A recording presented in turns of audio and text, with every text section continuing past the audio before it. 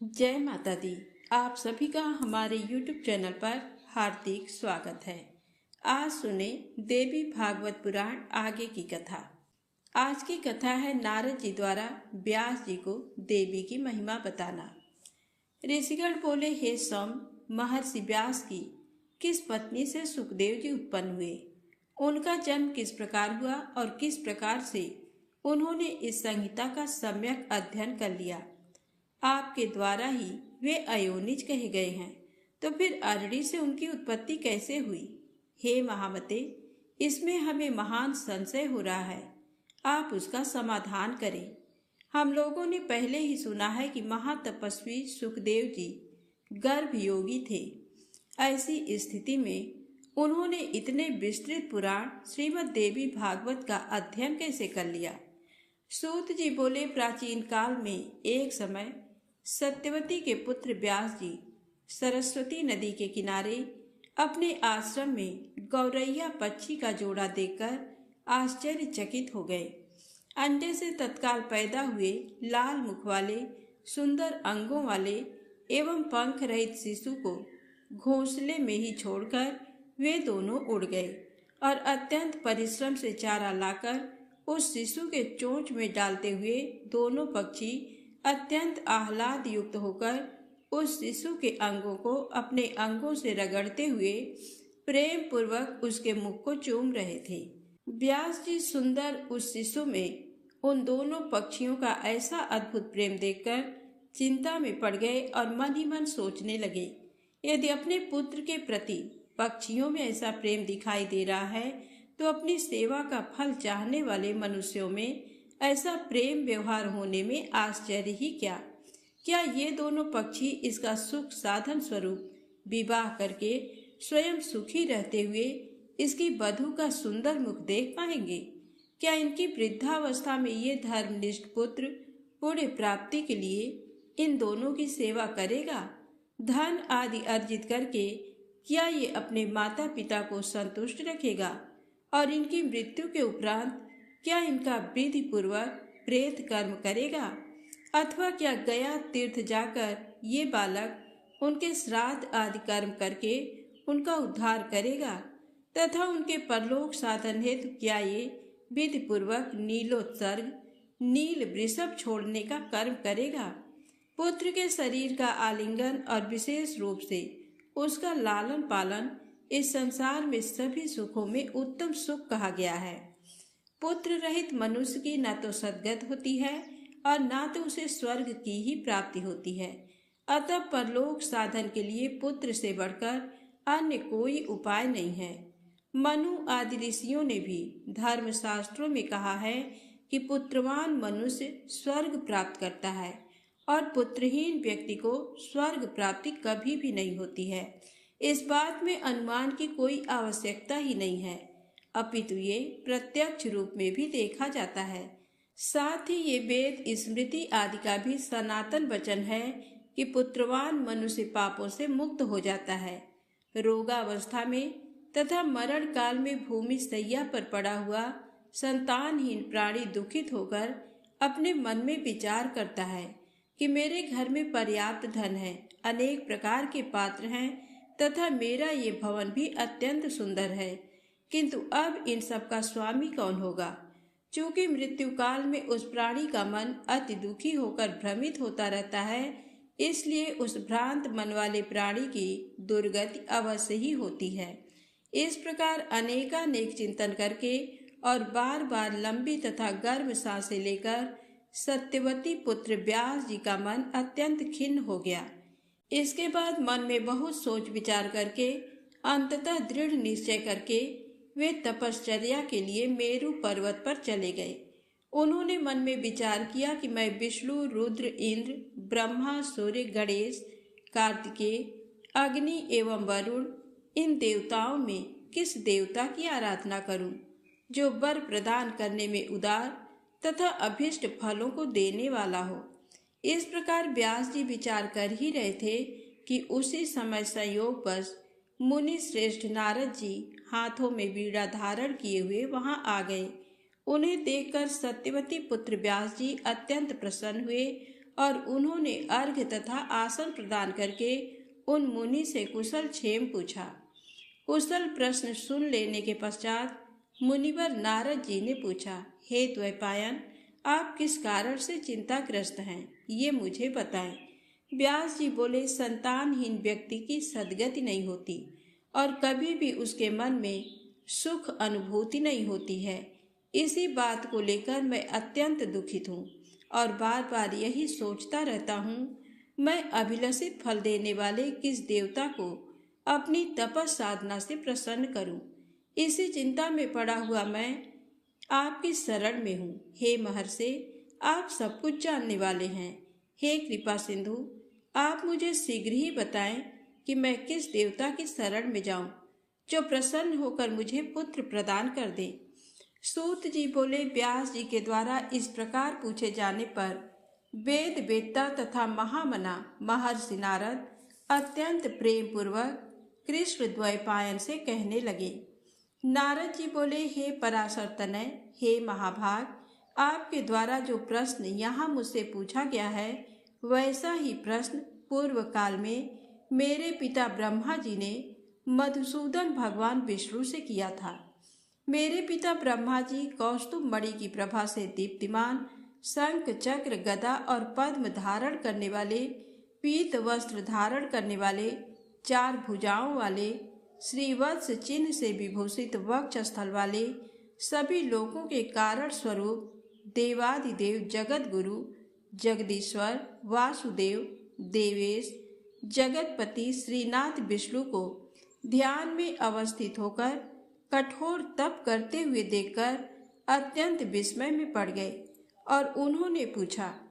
ब्रह्मा जी बोले, हे देवादिदेव, हे जगन्नाथ, हे भूत भविष्य वर्तमान के स्वामी, आप किस लिए ये कठोर तपस्या कर रहे हैं।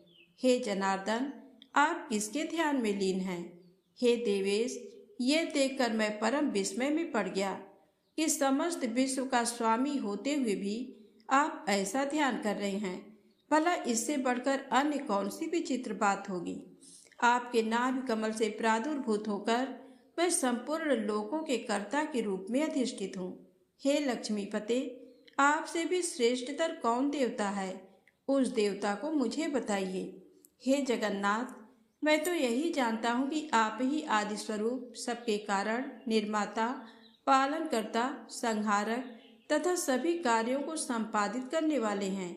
हे महाराज, आपकी इच्छा ही से मैं इस जगत के रचना कार्य में प्रवृत्त होता हूँ और सदा आपके ही आदेश से शंकर जी प्रलयावस्था में जगत का संहार करते हैं। हे ईश, आपकी आज्ञा से ही सूर्य आकाश में नियमित रूप से भ्रमण करता है, शुभ तथा अशुभ हवा चलती है, अग्नि ताप धारण करती है और मेघ वृष्टि करता है। आप किस देवता का ध्यान कर रहे हैं, ये मेरी महती शंका है। मैं तो तीनों लोकों में आपसे बढ़कर अन्य किसी देवता को नहीं जानता हूँ।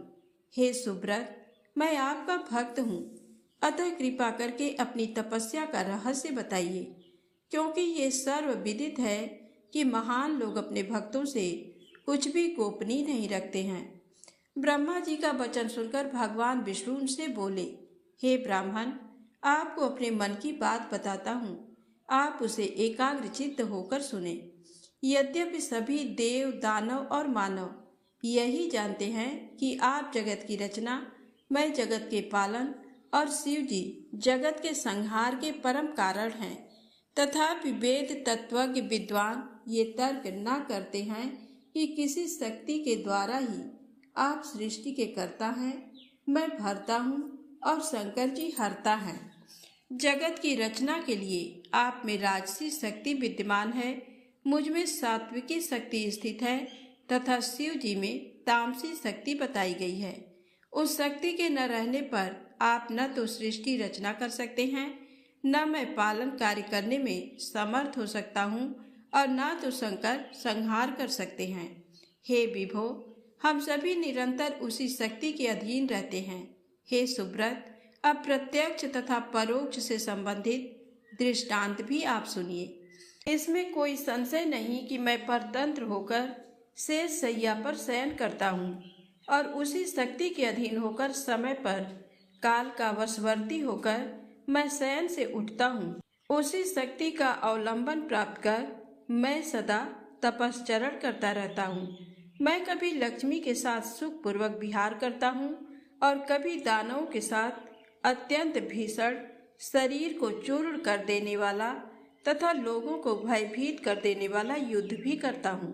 हे धर्मज्ञ, आप ये तो प्रत्यक्ष जानते हैं कि पूर्व समय में मेरे द्वारा उस महासिंधु में 5000 वर्षों तक भीषण बाहुयुद्ध किया गया था।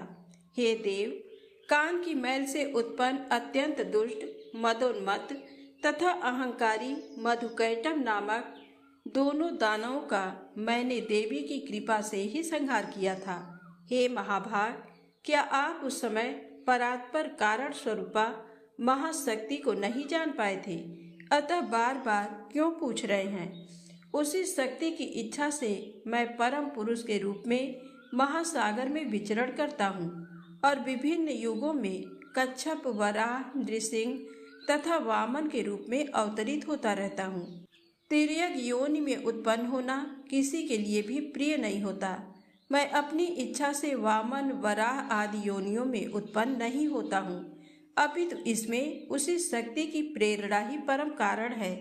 भला ऐसा कौन होगा जो लक्ष्मी के साथ सुखदायक विहार का त्याग करके मत्स्य आदि नीच योनियों में जन्म लेगा? यदि मैं स्वतंत्र होता तो सुखदायिनी सैया को छोड़कर गरुड़ रूपी आसन पर बैठकर महाभयंकर युद्ध क्यों करता? हे अज, प्राचीन काल में एक बार आपके समक्ष ही धनुष की प्रत्यंचा टूट जाने के कारण मेरा सिर छिन्न हो गया था। तब शिल्पकारों में श्रेष्ठ आपने फिर से मेरे धड़ पर घोड़े का सिर जोड़ दिया था। हे लोक निर्माता, उसी समय से मैं हयग्रीव नाम से लोक प्रसिद्ध हुआ। यह सब आपके सामने घटित हुआ था। यदि मैं स्वाधीन होता तो संसार में ये विडंबना कैसे होती? अतएव मैं स्वतंत्र नहीं हूँ, अपितु सर्वथा उसी शक्ति के अधीन हूँ। मैं निरंतर उसी शक्ति का ध्यान करता रहता हूँ। हे कमलोद्भव, मैं इसके अतिरिक्त अन्य कुछ भी नहीं जानता। नारद जी बोले, हे व्यास जी, भगवान विष्णु ने ब्रह्मा जी से इस प्रकार कहा था, हे मुनिश्रेष्ठ, मेरे पिता ब्रह्मा जी ने वे सब बातें मुझसे कही थी। अतः आप भी कल्याणकारी पुत्र प्राप्ति के उद्देश्य से सर्वथा संशय रहित होकर अपने हृदय कमल में देवी भगवती के चरणार बिंद का ध्यान कीजिए। वे देवी आपके समस्त अभिलषित फलों को अवश्य प्रदान करेंगी।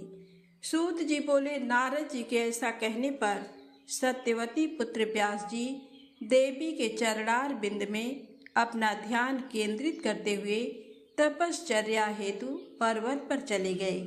ऋषिगण बोले, हे सूत जी, हमारा चित्त संदेह रूपी सागर में पूर्णतः डूबता जा रहा है, क्योंकि आपने महान आश्चर्यजनक तथा संसार को विस्मित कर देने वाली ये बात कह दी कि विष्णु के शरीर से उनका सिर अलग हो गया था और वे सर्वपालक जनार्दन पुनः हयग्रीव हो गए थे।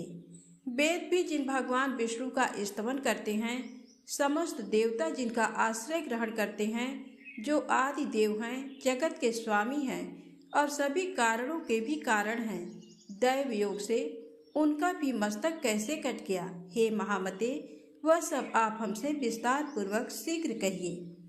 सूत जी बोले, हे मुनियों, आप सभी लोग एकाग्र चित्त होकर परम तेजस्वी देवादिदेव भगवान विष्णु का चरित्र सुनिए। किसी समय वे सनातन देव विष्णु 10,000 वर्षों तक भीषण युद्ध करके अत्यंत थक गए थे।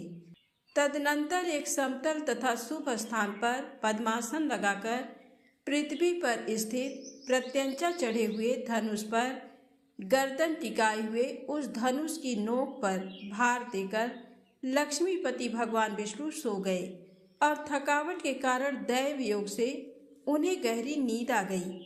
कुछ समय बीतने के बाद ब्रह्मा, शिव तथा इंद्र सहित सभी देवता यज्ञ करने को उद्यत हुए।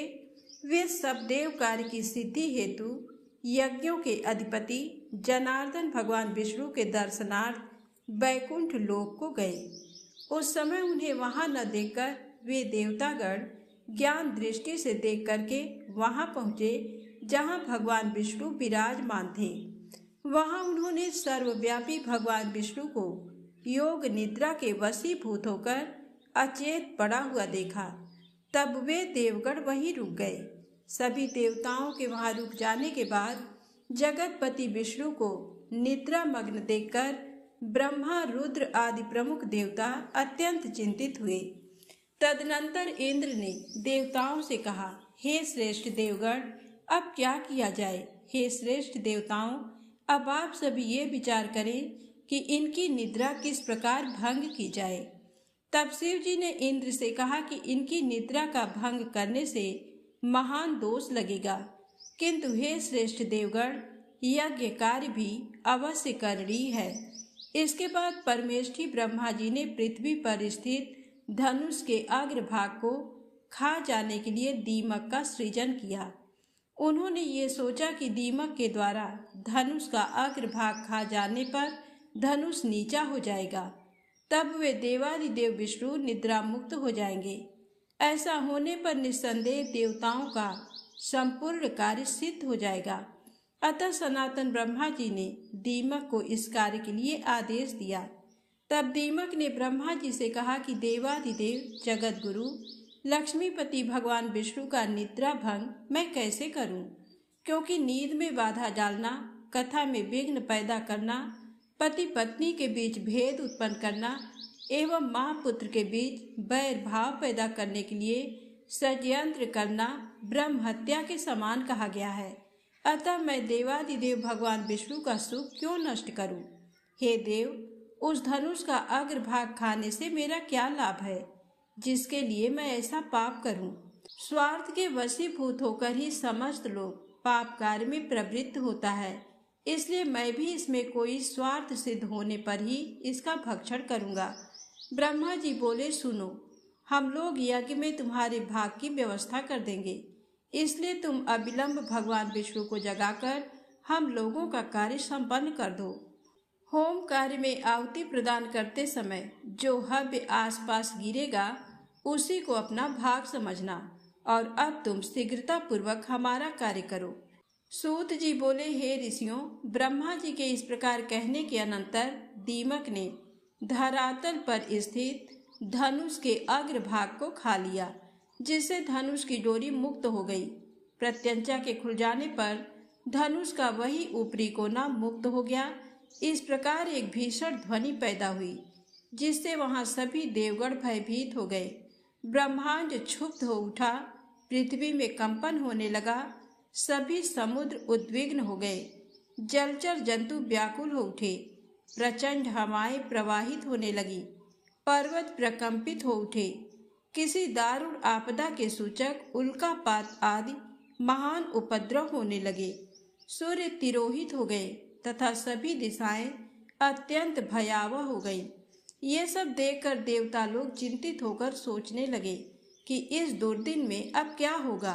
हे तपस्वियों, वे देवतागण ऐसा सोच ही रहे थे कि किरीट कुंडल सहित देवादिदेव भगवान विष्णु का सिर कटकर कहीं चला गया। कुछ समय पश्चात उस घोर अंधकार के शांत हो जाने पर ब्रह्मा और शंकर ने भगवान विष्णु का मस्तक विहीन विलक्षण शरीर देखा।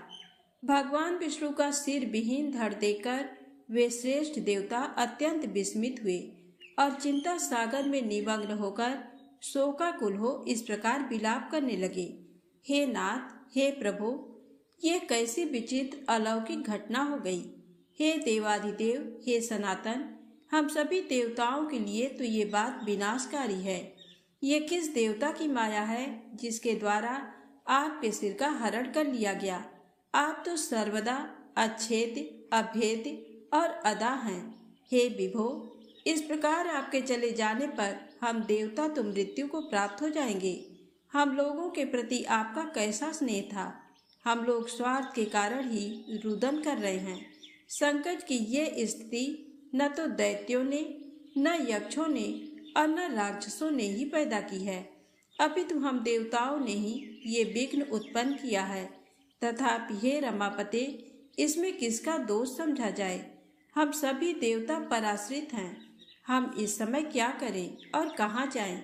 हे देवेश, हम मूढ़ बुद्धि वाले देवताओं के लिए अब कहीं भी कोई शरण नहीं है। ये कोई सात्विकी, राजसी अथवा तामसी माया भी नहीं है जिसके द्वारा आप मायापति जगत गुरु का सिर काटा गया है। तब शिव सहित समस्त देवताओं को करुण क्रंदन करते हुए देखकर वेद वेत्ताओं में श्रेष्ठ देव गुरु बृहस्पति ने उन्हें सांत्वना देते हुए कहा, हे महाभागों, अब इस प्रकार क्रंदन से क्या लाभ है? इस समय तो विवेक का आश्रय लेकर कोई उपाय करना चाहिए। हे देवेंद्र, भाग्य एवं पुरुषार्थ दोनों ही समान श्रेणी के हैं, फिर भी उपाय करना ही चाहिए और वह दैव योग से ही सफल होता है। इंद्र बोले, अनर्थकारी पुरुषार्थ को धिक्कार है। मैं तो दैव को श्रेष्ठतर मानता हूँ, क्योंकि हम देवताओं के देखते देखते विष्णु का सिर कट गया। ब्रह्मा जी बोले, काल द्वारा जो भी शुभ अशुभ कर्मों का फल निर्धारित है उसे अवश्य ही भोगना पड़ता है। भाग्य का अतिक्रमण कौन कर सकता है? प्रत्येक प्राणी काल क्रम के अनुसार सुख दुख भोगता ही है, इसमें कोई संदेह नहीं है। जिस प्रकार पूर्व काल में काल की प्रेरणा से शंकर जी ने मेरा मस्तक काट दिया था, उसी प्रकार सांप के कारण शिव जी का लिंग कटकर गिर गया था और उसी प्रकार आज विष्णु का सिर कटकर लवण सागर में जा गिरा है। दैव योग से ही इंद्र को भी सहस्र भागों की प्राप्ति हुई। उन्हें दुख भोगना पड़ा। वे स्वर्ग से च्युत हो गए और मान सरोवर के कमल में रहने लगे। इस संसार में जब इन महाभाग देवताओं को भी दुख का भोग करने के लिए विवश होना पड़ा, तो फिर दुख भोगने से भला कौन वंचित रह सकता है? अतएव आप लोग शोक का परित्याग कर दें और उन महामाया विद्या रूपा सनातनी ब्रह्म विद्या तथा जगत को धारण करने वाली देवी का ध्यान कीजिए, जिनके द्वारा ये चराचर संपूर्ण त्रिलोक व्याप्त है। वे निर्गुणा परा प्रकृति हम लोगों का समस्त कार्य सिद्ध कर देंगी। सूत जी बोले, हे मुनियों, देवताओं से इस प्रकार कहकर ब्रह्मा जी ने कार्य की सिद्धि की कामना से अपने सम्मुख सशरीर विद्यमान वेदों को आदेश दिया। ब्रह्मा जी बोले, आप लोग समस्त कार्यों को सिद्ध करने वाली महामाया का स्तवन कीजिए। उनका ये वचन सुनकर समस्त सुंदर अंगों वाले वेद जगत की आधार स्वरूपा तथा ज्ञान गम्या उन महामाया की स्तुति करने लगे। वेदों ने कहा, हे देवी, हे महामाये, हे शिव कामार्थ प्रदायिनी माता, आपको नमस्कार है। आप सभी प्राणियों को आश्रय देने के लिए पृथ्वी स्वरूपा हैं तथा प्राणधारियों की प्राण भी हैं। बुद्धि, श्री, कांति, क्षमा, शांति, श्रद्धा, मेधा, धृति एवं स्मृति सब कुछ आप ही हैं। ओंकार में अर्धमात्रा के रूप में आप ही विराजमान हैं। आप गायत्री, भू भुवः स्वः आदि व्याहृति, जया, विजया, धात्री, लज्जा, कीर्ति, स्पृहा एवं दया सभी कुछ हैं। हे अम्ब, आप तीनों लोकों के रचना तंत्र में दक्ष, करुण रस से युक्त, सभी प्राणियों की माँ, विद्या, कल्याणी, सभी प्राणियों की हित साधिका, सर्वश्रेष्ठ, वाग्बीज मंत्र में वास करने में निपुण तथा संसार का क्लेश दूर करने वाली हैं। आपकी हम स्तुति करते हैं। ब्रह्मा, शंकर, विष्णु, इंद्र, सरस्वती, अग्नि, सूर्य तथा सभी भुवनों के स्वामी आपके द्वारा ही निर्मित किए गए हैं, अतः उनकी अपनी कोई विशेषता नहीं है। आप ही सभी चराचर जगत की माता हैं। हे जननी, जब आप जगत की रचना की कामना करती हैं, तब आप सर्वप्रथम ब्रह्मा, विष्णु, महेश इन प्रमुख देवों का सृजन करती हैं। उन्हीं के माध्यम से एकमात्र आप ही जगत का सृजन, पालन एवं संहार कार्य पूर्ण कराती हैं। हे देवी, संपूर्ण संसार में ऐसा कोई भी निपुण प्राणी नहीं है जो आपके रूप को जान सके, और न तो कोई ऐसा योग्य मनुष्य है जो आपके नामों की संख्या की गणना करने में समर्थ हो। हे भगवती, आपके अंतहीन वैभव को जान सकने में देवताओं में कोई भी समर्थ नहीं है। एकमात्र आप समस्त विश्व की माता हैं। हे जननी, क्या आप भगवान विष्णु के शिरोच्छेदन की घटना नहीं जानती हैं? हे शिवे, अथवा क्या ये जानकर भी आप मधुजित विष्णु की शक्ति की परीक्षा करना चाहती हैं? हे माता, अथवा क्या ये विष्णु के महान पाप समूह का फल है? किंतु आपके चरण कमलों का भजन करने में निपुण प्राणी से तो पाप हो ही नहीं सकता। हे माता, आप इस देव समूह की भारी उपेक्षा क्यों कर रही हैं? भगवान विष्णु के मस्तक कटने की घटना हमारे लिए अत्यंत आश्चर्यजनक तथा महान कष्टदायक बात है। हे माता, आप जन्म रूपी दुख का नाश करने में कुशल हैं। अब हम ये नहीं जान पा रहे हैं कि विष्णु के सिर संयोजन में विलंब क्यों हो रहा है। हे देवी, सभी देवताओं के देवत्वाभिमान रूपी दोष को अपने मन में समझकर आपने ही ऐसा किया है, अथवा देवजन दुष्कृत को विष्णु में स्थापित किया है, अथवा विष्णु को संग्राम विजय करने का अहंकार हो गया था, जिसे अतिशीघ्र दूर करने के लिए आपने ये लीला रची है। हे माता, हम आपके मनोभावों को समझने में पूर्णतया असमर्थ हैं। हे भगवती, अथवा युद्ध में पराभूत किए गए दैत्यों ने किसी मनोहर तीर्थ में घोर तपस्या करके आपसे वरदान प्राप्त कर लिया है, जो विष्णु के सिर कटने का कारण बना। हे भवानी, अथवा विष्णु को सिर विहीन रूप में देखने के लिए आप इस समय कोई विनोद कर रही हैं। हे आद्य, आप सिंधु सुता लक्ष्मी पर किसी कारण से आक्रोशित तो नहीं हैं। आपने स्वामी विहीन किस लिए देखना चाह रही हैं? आप अपने ही अंश से प्रादुर्भूत लक्ष्मी का अपराध क्षमा करें और भगवान विष्णु को जीवन दान देकर रमा को प्रसन्न कर दें। सूत जी बोले, हे मुनियों, इस प्रकार वेदों के द्वारा स्तुति किए जाने पर महामाया भगवती प्रसन्न हो गईं। उसी समय देवताओं को सुख प्रदान करने वाले शब्दों से युक्त और भक्त जनों को आनंदित करने वाली आकाश स्थित अशरीरिणी शुभ वाणी ने उनसे कहा, हे देवताओं, आप लोग किसी प्रकार की चिंता ना करें और स्वस्थ चित्त रहें। हे अमरगढ़, इन वेदों के भावपूर्ण स्तवन से मैं परम प्रसन्न हो गई हूँ। इसमें लेश मात्र भी संदेह नहीं है। मनुष्य लोक में जो प्राणी इस स्तुति से मेरी आराधना करेगा अथवा भक्ति पूर्वक इसका पाठ करेगा, उसकी समस्त कामनाएं पूर्ण हो जाएंगी। हे देवों, अब आप विष्णु के शिरोच्छेद का कारण सुनिए, क्योंकि इस लोक में बिना कारण कोई कार्य कैसे हो सकता है। एक बार अपने समीप बैठी हुई अपनी प्रियतमा सागर पुत्री लक्ष्मी का चित्ताकर्षक मुख देखकर भगवान विष्णु हंस पड़े। उन्होंने सोचा कि भगवान विष्णु मुझे देखकर क्यों हंस पड़े। मेरे मुख में विष्णु जी द्वारा दोष देखे जाने का आखिर क्या कारण हो सकता है, और फिर बिना किसी कारण उनका हंसना संभव नहीं हो सकता। मुझे तो ऐसा प्रतीत होता है कि उन्होंने किसी अन्य सुंदर स्त्री को मेरी सौत बना लिया है। इसी विचार मंथन के परिणाम स्वरूप लक्ष्मी जी कोपाविष्ट हो गईं और तब उनके शरीर में तमोगुण संपन्न तामसी शक्ति व्याप्त हो गई। तदनंतर किसी दैव योग के प्रभाव से देवताओं के कार्य साधन के उद्देश्य से ही उनके शरीर में अत्यंत उग्र तामसी शक्ति प्रविष्ट हुई। तब लक्ष्मी जी के शरीर में तामसी शक्ति का समावेश हो जाने के कारण वे अत्यंत क्रोधित हो उठी और उन्होंने मंद स्वर में ये कहा, तुम्हारा ये सिर कटकर गिर जाए। स्त्री स्वभाव के कारण भावीवश तथा संयोग से बिना सोचे समझे ही लक्ष्मी जी ने अपने ही सुख को विनष्ट करने वाला शाप दे दिया। सौत के व्यवहार आदि से उत्पन्न होने वाला दुख वैधव्य से भी बढ़कर होता है। मन में ऐसा सोचकर तथा शरीर पर तामसी शक्ति का प्रभाव रहने के कारण उन्होंने ऐसा कह दिया था।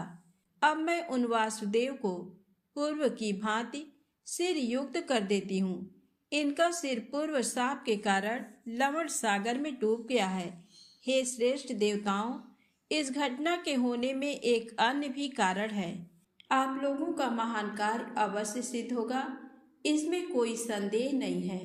प्राचीन काल में महाबाहु एवं अति प्रसिद्ध हयग्रीव नाम वाला एक दानव था जो सरस्वती नदी के तट पर बहुत कठोर तपस्या करने लगा। वह दैत्य आहार का त्याग कर समस्त इंद्रियों को बस में करके तथा सभी प्रकार के भोग ऐश्वर्य से दूर रहते हुए मेरे माया बीज एकाक्षर मंत्र ह्रीम का जप करता रहा। इस प्रकार समस्त आभूषणों से विभूषित मेरी तामसी शक्ति का सतत ध्यान करता हुआ वह 1000 वर्षों तक कठोर तप करता रहा। उस समय उस दैत्य ने जिस रूप में मेरा ध्यान किया था उसी तामस रूप में उसे दर्शन देने हेतु उसके समक्ष मैं प्रकट हुई। उस समय सिंह पर आरूढ़ हुई मैंने दयापूर्वक उससे कहा, हे महाभाग, तुम वरदान मांगो। हे सुब्रत, मैं तुम्हें यथेच्छ वरदान दूंगी। वह दानव देवी का ये वचन सुनकर प्रेम विह्वल हो उठा और उसने तत्काल प्रणाम और प्रदक्षिणा की। मेरा रूप देखते ही प्रेम भावना के कारण प्रफुल्लित नेत्रों वाला तथा हर्षातिरेक के कारण अश्रुपूरित नयनों वाला वह दानव मेरी स्तुति करने लगा। हयग्रीव बोला, हे महामाये, हे जगत का सृजन पालन संहार करने वाली, हे भक्तों पर कृपा करने में निपुण, हे सकल कामना प्रदायिनी, हे मोक्षदायिनी, हे शिवे, आप देवी को नमस्कार है। पृथ्वी जल तेज वायु एवं आकाश इन 5 महाभूतों का कारण आप ही हैं तथा गंध रस रूप स्पर्श एवं शब्द इन तत्वों का कारण भी आप ही हैं। हे महेश्वरी, नासिका जिह्वा नेत्र त्वचा कान ये ज्ञानेन्द्रियां तथा हाथ पैर वाक लिंग गुदा ये कर्मेंद्रियां आपसे ही उत्पन्न हैं। देवी बोली, तुम्हारा क्या अभिष्ट है? जो कुछ भी तुम्हारा अभिलषित वर हो मांग लो, मैं उसे अवश्य पूर्ण करूंगी, क्योंकि मैं तुम्हारी अनन्य भक्ति तथा अद्भुत तपस्या से अतिशय प्रसन्न हूँ। हयग्रीव बोला, हे माता, आप मुझे वैसा वरदान दें जिससे मेरी मृत्यु कभी ना हो और देव दानवों द्वारा अपराजय रहता हुआ मैं सदा के लिए अमर योगी हो जाऊं। देवी बोली, जन्म लेने वाली की मृत्यु निश्चित है और मरने वाले का जन्म भी निश्चित है। लोक में स्थापित इस प्रकार की मर्यादा का उल्लंघन कैसे संभव है? अतएव हे दानव श्रेष्ठ, मृत्यु को अवश्यंभावी जानकर अपने मन में सम्यक विचार करके तुम अन्य यथेच्छ वर मांग लो। हयग्रीव बोला, हे जगदम्बे, मेरी मृत्यु हयग्रीव से ही हो, किसी अन्य से नहीं। मेरी इसी मनोवांछित कामना को आप पूर्ण करें। देवी बोली, हे महाभाग, अपने घर जाकर अब तुम सुखपूर्वक राज्य करो। हयग्रीव के अतिरिक्त अन्य किसी से भी तुम्हारी कदापि मृत्यु नहीं होगी। उस दैत्य को ये वरदान देकर मैं अंतर ध्यान हो गई और वह भी परम प्रसन्न होकर अपने घर लौट गया। वह दुष्टात्मा इस समय मुनि जनों तथा वेदों को हर प्रकार से पीड़ित कर रहा है और तीनों लोकों में कोई भी ऐसा नहीं है जो उसका संहार कर सके। अतः त्वष्टा इस अश्व का मनोहर सिर अलग करके उसे इन सिर विहीन विष्णु के धड़ पर संयोजित कर देंगे। तत्पश्चात देवताओं के कल्याणार्थ भगवान हयग्रीव उस पापात्मा अत्यंत क्रूर तथा दानवी स्वभाव वाले महाअसुर हयग्रीव का संहार करेंगे। सूत जी बोले, देवताओं से इस प्रकार कहकर भगवती शांत हो गई और इसके बाद देवगण परम संतुष्ट होकर देव शिल्पी विश्वकर्मा से बोले। देवताओं ने कहा, आप विष्णु के धड़ पर घोड़े का सिर जोड़कर देवताओं का कार्य कीजिए। वे भगवान हयग्रीव ही दानव श्रेष्ठ दैत्य का वध करेंगे। सूत जी बोले, देवताओं का ये वचन सुनकर विश्वकर्मा ने अति शीघ्रता पूर्वक अपने खड्ग से देवताओं के सामने ही घोड़े का सिर काटा। तत्पश्चात उन्होंने घोड़े का वह सिर अविलंब विष्णु भगवान के शरीर में संयोजित कर दिया और इस प्रकार महामाया भगवती की कृपा से वे भगवान विष्णु हयग्रीव हो गए। कुछ समय बाद उन भगवान हयग्रीव ने अहंकार के मद में चूर उस देव शत्रु दानव का युद्ध भूमि में अपने तेज से वध कर दिया। इस संसार में जो प्राणी इस पवित्र कथा का श्रवण करते हैं वे समस्त पापों से मुक्त हो जाते हैं, इसमें लेस मात्र भी संदेह नहीं है। महामाया भगवती का चरित्र अति पावन है तथा पापों का नाश कर देता है। इस चरित्र का पाठ तथा श्रवण करने वाले प्राणियों को सभी प्रकार की संपदाएं अनायास ही प्राप्त हो जाती हैं। आज की कथा यही समाप्त होती है। प्रेम से बोले माता रानी की जय हो।